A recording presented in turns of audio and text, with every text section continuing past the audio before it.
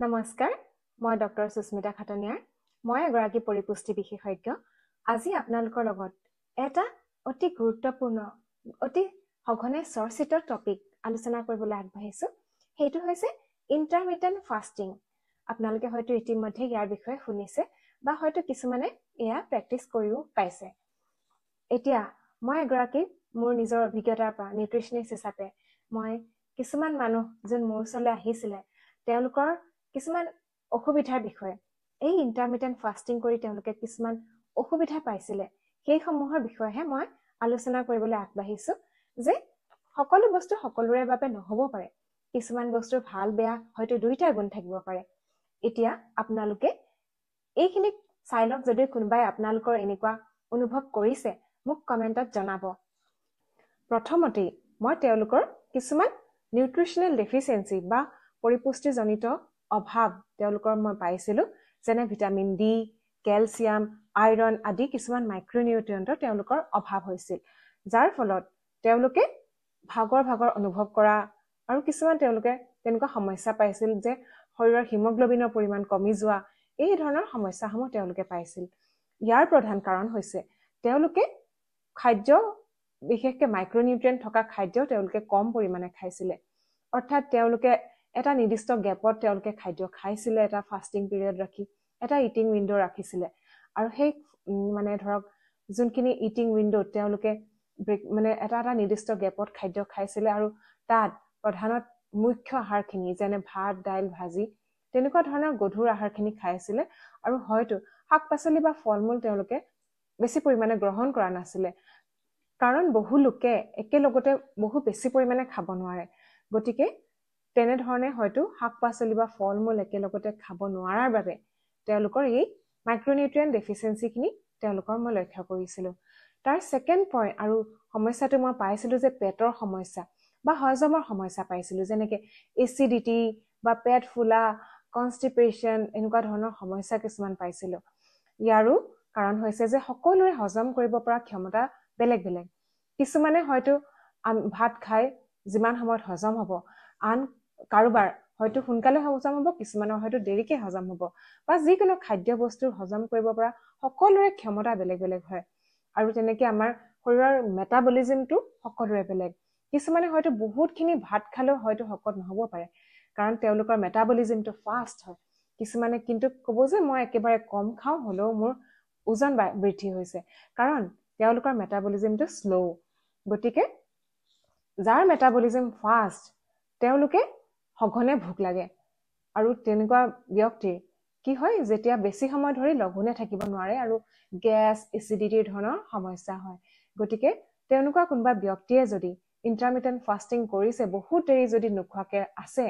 তেওঁলোকৰ সেই gas, acidity, পেট ফুলা তেনেকুৱা সমস্যা হ'ব পাৰে, আৰু কনষ্টিপেশ্যন নিচিনা সমস্যাই তেওঁলোকক দেখা দিব পাৰে। আৰু এইবোৰৰ কাৰণে তেওঁলোকৰ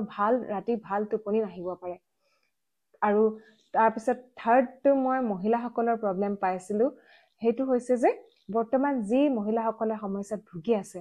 হৰমনেল ইমবেলেঞ্চ, PCOS, মাহেকীয়াৰ সমস্যা, ইনফাৰ্টিলিটি, এইবোৰৰ তেওঁলোকে সমস্যাটো মই বৃদ্ধি পোৱা দেখিছিলোঁ। তাৰ কিছুমান কাৰণ হৈছে, যেনেকে দীৰ্ঘ সময় যদি নোখোৱাকে থাকে বা লঘোণে থাকে, তেতিয়াহ'লে মহিলাসকলৰ অভিউলেশ্যনত সমস্যাই দেখা দিব পাৰে, যি মহিলাসকলৰ ইনফাৰ্টিলিটিৰ কাৰণে এটা সমস্যা হ'ব পাৰে। আৰু তেনেকে হৰমনসমূহ সঠিকভাৱে কাম কৰিবলৈ সঠিক সময়ত খাদ্যৰ বহুত প্ৰয়োজন হয়, আৰু সেইবাবে হৰমনেল ইমবেলেঞ্চ কিছুমানৰ ক্ষেত্ৰত মই দেখা পাইছিলোঁ। আৰু এনিমিয়া, ৰক্তহীনতা মহিলাসকলৰ ক্ষেত্ৰত মই দেখা পাইছিলোঁ, কাৰণ তেওঁলোকৰ মাহেকীয়া যিহেতু হৈ থাকে, তেওঁলোকৰ ৰক্তক্ষৰণো হৈ থাকে, আৰু সেইবাবে তেওঁলোকৰ আইৰণটো যথেষ্ট পৰিমাণে দৰকাৰী, আৰু সেই আইৰণ কমি যোৱাৰ বাবে তেওঁলোকৰ এই এনিমিয়া তেওঁলোকৰ দেখা পাইছিলোঁ। তাৰপিছত আৰু এটা সমস্যা হৈছে যে ৰাতিপুৱা এতিয়া চাকৰিয়ালসমূহে ব্ৰেকফাষ্ট বহুতে নকৰাকৈ হয়তো কিছুমানে 10-11টা বজাত তেওঁলোকে ইটিং উইণ্ডো, মানে ধৰক সেই সময়ত তেওঁলোকে খাবলৈ হয়তো তেওঁলোকে চেষ্টা কৰিছিলে যে ফাষ্টিং পিৰিয়ডটো 10টা বা 11টালৈকে ৰাখিছিলে। কিন্তু তেনেকুৱা ক্ষেত্ৰত মই যোনবোৰে কৰ্ম ব্যস্ততাত থাকে, তেনেকুৱা মই বহুত ব্যক্তিৰ মই কমপ্লেইন শুনিছিলোঁ যে চাকৰিলৈ যাওঁতে তেওঁলোকৰ মূৰ ঘূৰাই, মূৰটো গধুৰ লাগে, ৰাতিপুৱা শুই উঠি তেওঁলোকৰ হয়তো এলাহ ভাৱ হয়।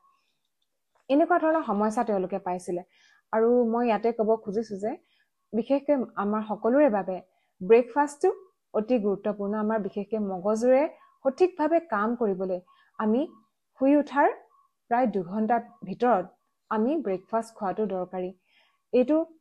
কোনে কি কয় মই বেলেগৰ কথা মই নাজানো কিন্তু ব্ৰেকফাষ্টটো আমাৰ বাবে দৰকাৰী আমাৰ সঠিকভাৱে চিন্তা কৰিবলৈ আমাৰ মগজুটোৱে গোটেই ৰাতি ফাষ্টিঙত থাকি যি শক্তি খৰচ হয় পুনৰ মগজুৰ কাম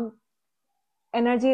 মগজুক যি এনাৰ্জি লাগে সেই এনাৰ্জিখিনি ঘূৰাই পাবলৈ আমাক ব্ৰেকফাষ্টৰ বহুত প্ৰয়োজন গতিকে মই ব্ৰেকফাষ্টে বহুত দেৰিকে কৰাটো 10টা 11টা বজাত কৰাটো মই হেতু সাপোৰ্ট নকৰো কাৰণ বিশেষকৈ কোনবাই যদি 8টাত উঠি 10টাত ব্ৰেকফাষ্ট কৰিছে হেতু বেলেগ কথা চাকৰিয়াল ব্যক্তিসকলে যোনে ৰাতিপুৱা সোনকালে উঠে তেওঁলোকে সেই 4-5 ঘণ্টা নোখোৱাকৈ থকাটো তেওঁলোকৰ বাবে বৰ ভাল কথা হোৱা নাই আৰু তাৰ বাবে তেওঁলোকে পিছত হলেও কিছুমান সমস্যাত ভুগিব পাৰে তাৰ লগতে কিছুমানে এই ধৰক ইটিং উইন্ডো ফাস্টিং উইন্ডো এইবোৰ মেইনটেইন কৰোতে তেওঁলোকৰ খোৱাৰ সময়ৰ হল খেলিমেলি পোৱা মই লক্ষ্য কৰিছিলো আৰু চাকৰিয়াল বা যোনে ব্যক্তিসকলে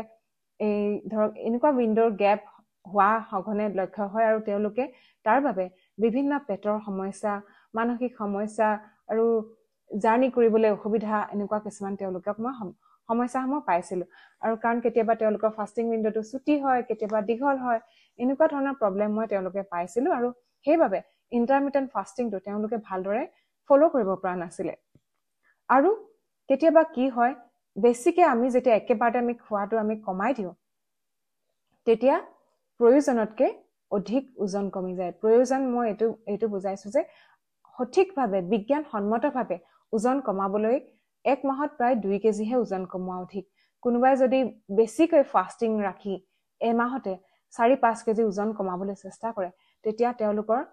সেই ফেটৰ লগতে ফেট লছ হোৱাৰ লগতে মাসল লছ আৰু বোন মেৰো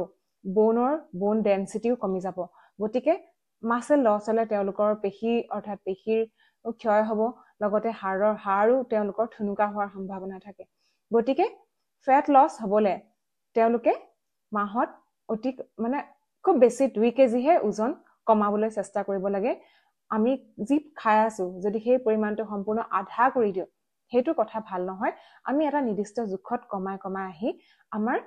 যেটো আইডিয়েল weight আদৰ্শ ওজন তাৰ আমি কাহ চপা উচিত আমি ঘপককে এটা ড্ৰাস্টিক চেঞ্জ আমাৰ মাজত আনিব নালাগে ই আমাৰ বিভিন্ন হৰমনৰ পৰা আৰম্ভ কৰি সকলোৰে ই তাৰতম্য কৰিব পাৰে তাৰ লগতে মই দেখি আছো যে সুগাৰ থকা মানুহে পাৰে নে নোৱাৰে বহুতে পাৰে বুলি কৈছে কিন্তু সুগাৰ থকা মানুহে ইন্টাৰমিটেন্ট ফাস্টিং নকৰিব কাৰণ সুগাৰ থাকুতে বা ডায়াবেটিস থাকিলে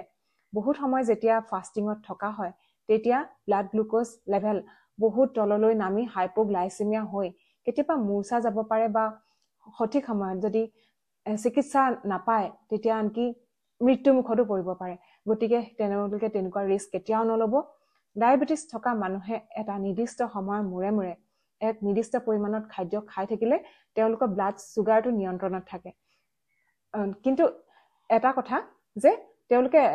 যি খায় হেতু তেওঁলোকে চাইচিতি খোৱা উচিত এনেকুৱা নহয় যে সকলো বস্তুৱে তেওঁলোকে খাব পাৰিব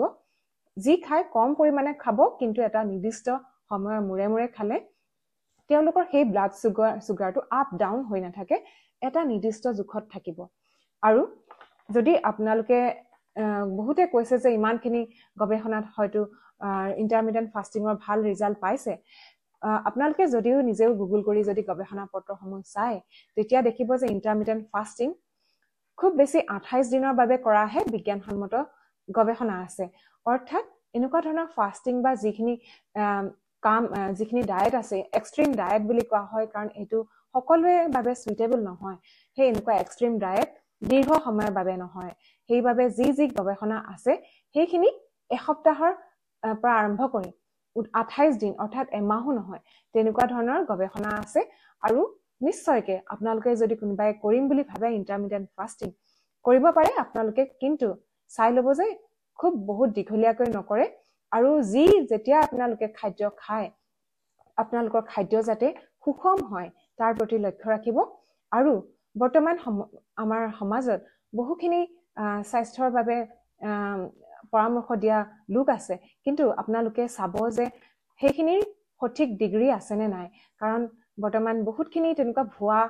নিউট্ৰিচনিষ্টও আছে যাৰ নিউট্ৰিচনৰ ডিগ্ৰীয়ে নাই তেওঁলোকে হয়তো স্বাস্থ্য সম্বন্ধীয় পৰামৰ্শৰ ভিডিঅ' তেওঁলোকে ছ'চিয়েল মিডিয়াত দি আছে কিন্তু আপোনালোকে সেইটো পৰীক্ষা কৰি চাব কাৰণ সকলোৰে বাবে স্বাস্থ্য একে নহয় কোনোবাই যদি কিবা এটা ফলো কৰি ভাল পাইছে তাৰ মানে এইটো নহয় যে আপুনিও ভাল পাব যদি আপুনি কিবা অসুবিধাত ভুগিছে ডাক্তৰ বা নিউট্ৰিচনিষ্টৰ পৰামৰ্শ লৈহে এটা ডায়েট যদি ফলো কৰিম বুলি ভাবিছে ফলো কৰিব পাৰে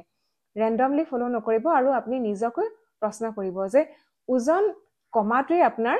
সফলতা নহয় আপুনি যদি ভাবিছে যে মোৰ স্বাস্থ্য ভাল হৈছে তাৰ বাবে এইকেইটা কথাৰ লক্ষ্য ৰাখিব যেনে